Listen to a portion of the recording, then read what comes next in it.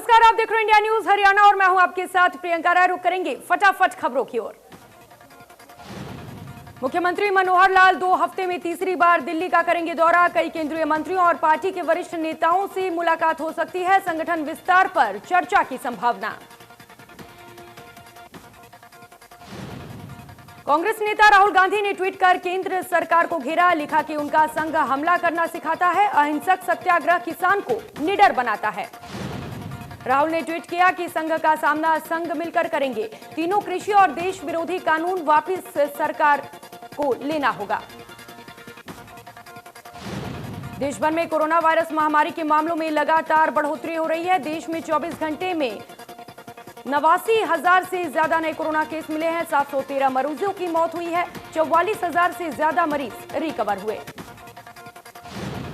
महाराष्ट्र में हालात सबसे खराब हैं। महाराष्ट्र में 24 घंटे में 47,000 से ज्यादा केस सामने आए हैं। 481 मरीजों ने दम तोड़ दिया, जबकि 24,000 से ज्यादा मरीज रिकवर हुए। दिल्ली में भी एक बार फिर कोरोना पैर पसारता जा रहा है। राजधानी में पिछले 24 घंटे में कोरोना के 3,584 नए केस सामने आए। 14 लोगों की मौत हो गई। प्रदेश में 24 घंटे में कोरोना के 1800 से ज्यादा मरीज मिले। 10 मरीजों ने दम तोड़ दिया। अब एक्टिव मरीजों की संख्या 11,000 से ज्यादा है। सबसे ज्यादा केस गुरुग्राम और फरीदाबाद से मिले।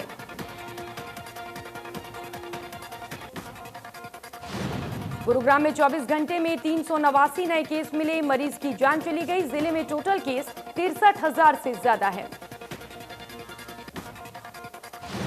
बढ़ते कोरोना केस को लेकर कांग्रेस नेता किरण चौधरी ने ट्वीट किया। लिखा कि लगता है कोरोना भी अनपढ़ है, जिसको पढ़ाई से दिक्कत है, बाकी चुनाव तो अच्छा लड़ लेता है। रेवाड़ी में ट्रैफिक पुलिस चौराहों पर बिना मास्क ड्राइव और यातायात नियमों का उल्लंघन करने वालों की चालान काट रही है। ट्रैफिक पुलिस इंचार्ज का कहना है कि बिना मास्क घूमने वालों को बख्शा नहीं जाएगा। डिप्टी सीएम दुष्यंत चौटाला को मुख्यमंत्री मनोहर लाल ने ट्वीट कर जन्मदिन की बधाई दी। लिखा कि आप नागरिकों के कल्याण के प्रति निरंतर समर्पित रहें और प्रदेश की प्रगति में योगदान देते रहें, यही कामना है। पानीपत के रहने वाले प्रवीण अन्नी को हरियाणा बाल कल्याण परिषद का मानद महासचिव बनाया गया। कृष्ण ढूल का कार्यकाल पूरा होने के बाद राज्यपाल ने अत्रि की नियुक्ति के आदेश जारी किए।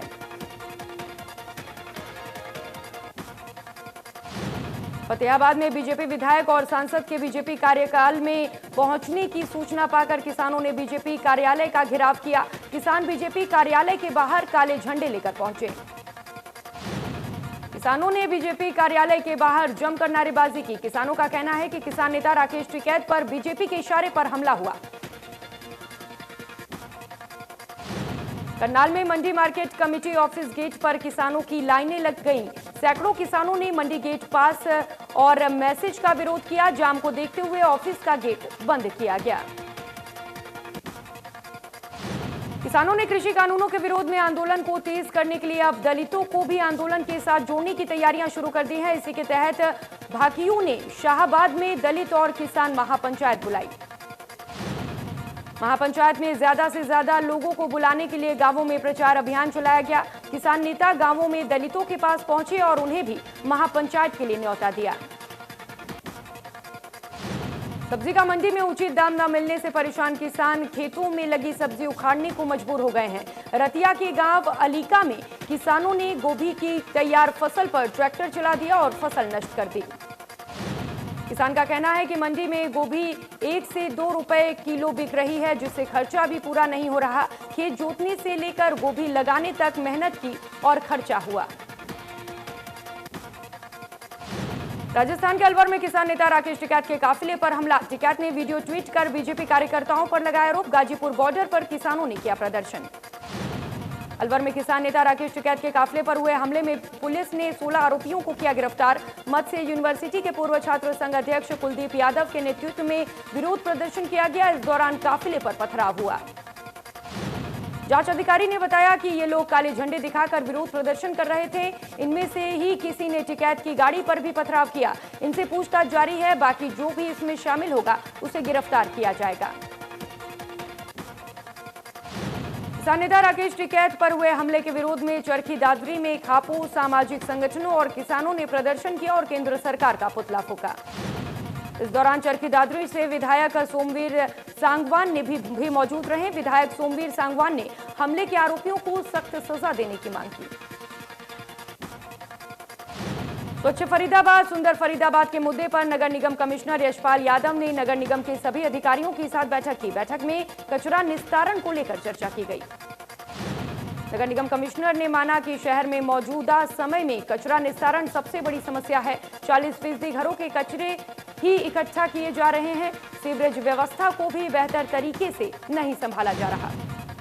निगम कमिश्नर ने कहा कि मौजूदा समय में 230 वाहन हैं और 450 से ज्यादा वाहनों की इस वक्त जरूरत है।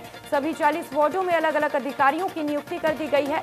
सभी को मिलकर जिम्मेदारी उठानी होगी। चरखी दादरी अथॉरिटी में तत्कालीन एसडीएम और आरसी क्लर्क के मिलीभगत कर दूसरे राज्यों से चोरी की गाड़ियों के फर्जी दस्तावेजों से रजिस्ट्रेशन करने का मामला सामने आया। गुप्त सूचना मिलने पर सीएम फ्लाइंग ने एसडीएम कार्यालय का रिकॉर्ड खंगाला। सीएम फ्लाइंग ने जब रिकॉर्ड खंगाला तो उसे 2016 में हुए रजिस्ट्रेशन की फाइलें मिली। सीएम फ्लाइंग की शिकायत पर पुलिस ने एसडीएम और आरसी क्लर्क सहित बाकी पर केस दर्ज किया। गुरुग्राम के नाथुपुर में बनी झुग्गियों में आग लग गई, जिससे 400 से 500 झुग्गियां जलकर खाक हो गई। इलेक्ट्रिक शॉक सर्किट के चलते आग लगी। झुग्गियों में रखे सिलेंडर में आग लगने से ब्लास्ट हो गया और फिर आग फैलती चली गई। दमकल विभाग ने वक्त रहते आग पर काबू पाया। 18 मार्च को सोनीपत में हुए गैंगवार में CIA 2 को कामयाबी मिली। टीम ने एक और बदमाश को गिरफ्तार किया। गिरफ्तार बदमाश अमित रोहतक का रहने वाला है। कोर्ट परिसर में बदमाश पर पुलिसकर्मी ने गोलियां चलाई थी तो गांव बरोना में स्कॉर्पियो सवार बदमाशों ने उसके बाप को गोलियों से भूनकर मौत के घाट उतार दिया था। CIA पहले ही वारदात के मुख्य सरगना को गिरफ्तार कर चुकी है। आरोपी से क्राइम ब्रांच की टीम ने स्कॉर्पियो कार और बुलेट प्रूफ जैकेट बरामद की। इस स्कॉर्पियो कार में सवार होकर बदमाशों ने कई वारदातों को अंजाम दिया था। मिट्टी सत्याग्रह यात्रा सिरसा पहुंची और गुरुद्वारा में विश्राम किया। मेधा पाटकर ने यात्रा में मौजूद सभी सदस्यों की बैठक ली और आगामी सफर को लेकर चर्चा की। इस दौरान उन्होंने सभी सदस्यों में जोश भी देखा। यात्रा में मौजूद सभी सदस्यों ने किसान एकता जिंदाबाद और मिट्टी बचाओ देश बचाओ के नारे लगाए। श्रीनगर में हुई 5वीं सब जूनियर पेंसिक सिलात नेशनल चैंपियनशिप में भिवानी के खिलाड़ियों ने गोल्ड सहित 4 पदक जीतकर जिले का नाम रोशन किया। चरखी दादरी में तेज रफ्तार बाइक दुर्घटनाग्रस्त हो गई। हादसे में बाइक सवार 2 युवकों की मौत हो गई। गांव झिंझिर सावन रोड पर यह हादसा हुआ। बाइक सवार दोनों युवक गांव झिंझर गांव में किसी काम से आए थे। सूचना पर पुलिस ने मौके पर पहुंचकर शवों को सिविल अस्पताल पहुंचवाया। चरखी दादरी में वाल्मीकि पार्क को तोड़कर उसकी जगह पर दुकान बनाने का मामला तूल पकड़ रहा है। लोगों ने वाल्मीकि पार्क में इकट्ठा होकर सरकार और प्रशासन के खिलाफ जमकर नारेबाजी की। लोगों ने कहा कि पार्क में बच्चे खेलते हैं और पार्क को तोड़कर उसकी जगह पर दुकान बनाने का काम जो नगर परिषद कर रही है वो गलत है। वो किसी भी हालात में पार्क को टूटने नहीं देंगे। फरीदाबाद के सूरजकुंड इलाके में गांव खोरी की जमीन पर बने अवैध मकानों को नगर निगम ने तोड़ा। सुप्रीम कोर्ट के आदेश के बाद नगर निगम ने यह कार्रवाई की। कुछ बिल्डरों ने नगर निगम और वन विभाग की जमीन पर अवैध रूप से प्लॉट काटकर लोगों को बेच दिए थे। कई सालों से लोग मकान बनाकर रह रहे थे, लेकिन मामला सुप्रीम कोर्ट में जाने के बाद इन्हें खाली कराने के आदेश दिए गए। गेहूं की खरीद के लिए शुरू किए गए सिस्टम से किसान और आढ़ती दोनों परेशान हैं। किसानों का कहना है कि पोर्टल पर रजिस्टर्ड करने के बाद उन्हें संदेश भेजे जा रहे हैं कि गेहूं मंडी में लेकर आओ, जबकि उनकी फसल अभी काटने लायक नहीं है। आढ़तियों और किसानों का कहना है कि नया पोर्टल सिस्टम सही नहीं है। कई किसान ऐसे हैं जिनके पास मोबाइल नहीं है और कई किसानों को मोबाइल चलाना भी नहीं आता, जिसके चलते कई तरह की परेशानियां सामने आ रही हैं। पानीपत के जलालपुर फर्स्ट गांव के सरपंच के बेटे ने खुद को गोली मारकर आत्महत्या कर ली। फिलहाल आत्महत्या के कारणों का पता नहीं चला है। बल्लभगढ़ वार्ड नंबर 35 के पार्षद कपिल डागर की मारपीट का वीडियो इन दिनों तेजी से वायरल हो रहा है। दरअसल बीजेपी पार्षद ने होटल में काम करने वाले कर्मचारी के साथ मारपीट की है। होटल के मैनेजर ने बताया कि वार्ड नंबर 35 के पार्षद उनके साथ आए दिन दबंगई करते हैं और होटल को बंद करने की धमकी देते हैं। इस संबंध में बिल्डिंग मालिक और होटल मालिक दोनों ही पक्ष अपने सभी दस्तावेजों के साथ चावला कॉलोनी स्थित पुलिस के पास गुहार लगाने पहुंचे। अंबाला का गांव मानकपुर आज भी सरकारी सुविधाओं से वंचित है। आज से 10 साल पहले इस गांव में जो भी काम हो गए, उसके बाद मौजूदा सरकार ने शोर मुड़कर भी नहीं देखा कि यहां के बंशिदों को किस चीज की जरूरत है। गांव के खेतों में लटक रही बिजली की तारों के कारण कई बार आग से फसल तबाह हो चुकी है। कांग्रेस सरकार के समय से बनाया गया सामुदायिक केंद्र अब भी जर्जर हालत में है। कृषि कानूनों के खिलाफ लगातार किसान दिल्ली की सीमाओं पर डटे हुए हैं। अब किसान गर्मी की तैयारियों में जुटे हैं। सिंघू बॉर्डर पर किसान ट्रॉलियों में ही गर्मी से बचने की व्यवस्था कर रहे हैं। एक ट्रॉली पर 1.5 से 2 लाख रुपए खर्च हो रहे हैं। अभी तक सिंघू बॉर्डर पर करीब 4 ट्रॉलियां पहुंच चुकी हैं। पंजाब के किसान ही नहीं, हरियाणा के किसान भी ट्रॉलियां तैयार करवा कर पहुंच रहे हैं। फरीदाबाद में बीडीपीओ पद पर तैनात पूजा शर्मा की कुंडली खंगालने की तैयारी शुरू हो गई है। एक तरफ जहां पूजा शर्मा के खिलाफ सदर थाने में गबन का केस दर्ज किया गया है, तो वहीं अब विजिलेंस ने भी इस मामले में तेजी से जांच पड़ताल शुरू कर दी है। विजिलेंस की टीम ने आय से अधिक संपत्ति के मामले में जांच शुरू की है। टीम ने डीजीपीओ ऑफिस को चिट्ठी लिखकर पूजा शर्मा का हिस्ट्री रिकॉर्ड मांगा है। डीजीपीओ ने पूछताछ की है। पूजा शर्मा अब तक कौन कौन से ब्लॉक में तैनात रह चुकी हैं। डीजीपीओ पूजा शर्मा पर गबन का आरोप है कि उन्होंने अपने भाई ललित मोहन शर्मा के फंड के नाम पर बिना काम कराए ही लाखों रुपए के चेक काट दिए। इस मामले में तेजी से जांच चल रही है। हालांकि पूजा शर्मा को अभी तक सस्पेंड नहीं किया गया है। पिछले 6 माह से हरियाणा टूरिज्म के कर्मचारियों को वेतन न मिलने से परेशान कर्मचारियों ने जोरदार प्रदर्शन करते हुए सरकार से वेतन की मांग की है। कर्मचारियों का कहना है कि वेतन न मिलने से उनको काफी परेशानियों का सामना करना पड़ रहा है। अगर जल्द ही उनका वेतन नहीं दिया गया तो 11 तारीख को सभी कर्मचारी इकट्ठे होकर आगे की रणनीति तैयार करेंगे। पलवल के औद्योगिक प्रशिक्षण संस्थान में स्वरोजगार मेले का आयोजन किया गया, जिसमें छात्रों को सरकार की चलाई जा रही योजनाओं और सेवाओं के बारे में जानकारी दी गई। संस्थान के प्रिंसिपल ने बताया कि स्वरोजगार स्थापित करने के लिए बैंकों से ऋण दिलवाया जाएगा। जो छात्र स्वरोजगार के लिए कोशिश कर रहे हैं उन्हें इसकी मदद दी जाएगी। करनाल के कलंदरी गेट पर युवक की हत्या मामले में 2 आरोपी गिरफ्तार किए गए। होली वाले दिन 5 बदमाशों ने युवक के घर में घुसकर हमला कर दिया था, जिसमें युवक की मौत हो गई थी।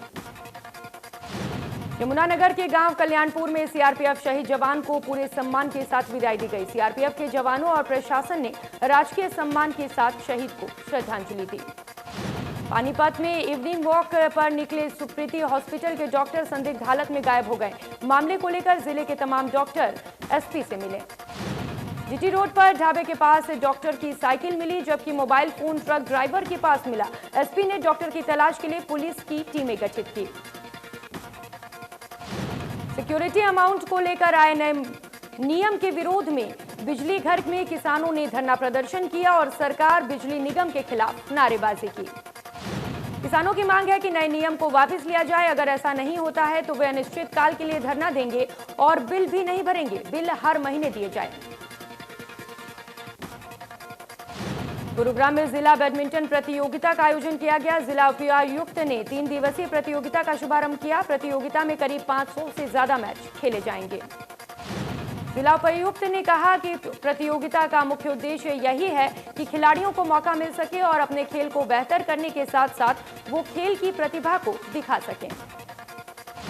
सिरसा जिला के स्कूलों में कोरोना संक्रमण का फैलाव जारी है। स्कूल के 4 बच्चे और एक अध्यापक कोरोना संक्रमित मिले हैं। अध्यापक की पत्नी, बच्चा और माता पिता भी कोरोना संक्रमित हो गए हैं। स्कूलों में संक्रमण का फैलाव जारी है। कोविड-19 के नियमों की पालना कराते हुए स्वास्थ्य विभाग की टीमें भी लगातार निरीक्षण कर रही हैं। स्कूलों में हिदायतों की पालना करने, मास्क पहनने, हाथ सैनिटाइज करने की हिदायत दी जा रही है।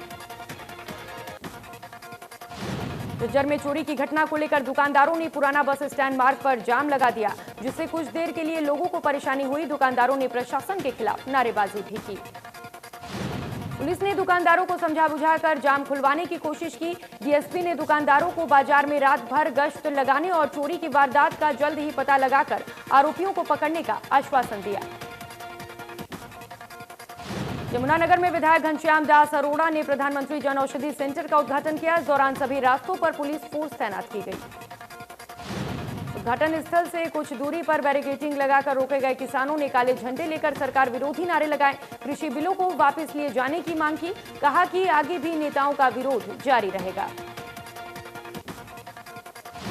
सोना में विद्युत विभाग का सरकारी विभागों पर 1.5 करोड़ से ज्यादा का बिल बकाया है, जिसके लिए विद्युत विभाग लगातार विभागों को नोटिस दे रहा है। इन विभागों में स्वास्थ्य विभाग, पब्लिक हेल्थ और शिक्षा विभाग शामिल हैं। जल्द ही इन विभागों पर कार्रवाई की जाएगी तो आम नागरिक के 20,000 से ज्यादा बिल पर कनेक्शन काटने का आदेश है। विधानसभा अध्यक्ष ज्ञानचंद गुप्ता ने पंचकुला सेक्टर 3 में ताऊ देवी लाल स्टेडियम में बैडमिंटन चैंपियनशिप का उद्घाटन किया। ये चैंपियनशिप 4 अप्रैल तक चलेगी। कार्यक्रम के दौरान विधानसभा अध्यक्ष ने बैडमिंटन खेला। कहा कि खेलों से शरीर स्वस्थ रहता है। सरकार खेलों को बढ़ावा देने के लिए हर संभव कोशिश कर रही है। नूंह में अतिरिक्त उपायुक्त ने बताया कि जिले में परिवार पहचान पत्र को लेकर पारिवारिक इनकम वेरिफिकेशन का काम किया जा रहा है। 729 टीमें घर घर जाकर वेरिफिकेशन का काम कर रहे हैं। कुरुक्षेत्र के गांव रतनगढ़ में गन्ने के खेत में आग लगने से लगभग 2 एकड़ गन्ने की फसल जलकर राख हो गई। आग की सूचना मिलते ही फायर ब्रिगेड की गाड़ी मौके पर पहुंची और आग पर काबू किया। भवानीखेड़ा में नपा के ठेके पर लगे पूर्व सफाई कर्मचारियों ने हरियाणा जागृति मोर्चा के साथ मिलकर तहसील परिसर में सरकार के खिलाफ नारेबाजी की और नायब तहसीलदार को ज्ञापन सौंपा। नायब तहसीलदार ने समस्या के समाधान का सफाई कर्मचारियों को आश्वासन दिया। कर्मचारियों ने मांग की कि उन्हें नियमित कर पेरोल पर रखा जाए और कोरोना काल का बकाया वेतन उनको दिया जाए। बल्लभगढ़ में गेहूं की खरीद को लेकर सरकार के सभी दावे फेल नजर आ रहे हैं। किसानों के पास अभी तक एसएमएस नहीं पहुंचे और जब तक एसएमएस नहीं पहुंचते हैं आढ़ती उनकी फसल को नहीं खरीदेंगे। किसानों का कहना है कि सरकार की इस नई व्यवस्था से उन्हें डबल खर्च करना पड़ेगा। पहले ही फसल इस बार कम हुई है और अब नई नीति से उन पर खर्च का बोझ बढ़ गया है।